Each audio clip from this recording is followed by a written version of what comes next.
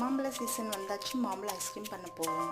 Seasonal fruit ice cream. மாம்பழ ஐஸ்கிரீமுக்கு தேவையான பொருள் 2 மாம்பழம், எந்த வெரைட்டியாக இருந்தாலும் பரவாயில்ல, 1 ஸ்பூன் கோதுமை மாவு, டம்ளரில் எடுத்தால் 1.5 டம்ளர் பால், இல்லை இந்த மாதிரி ஒரு கப்பில் எடுத்தால் 1 கப் பால், சர்க்கரை தேவைக்கேற்ப நான் ஒரு 5 ஸ்பூன் இல்லை 6 ஸ்பூன் போட்டு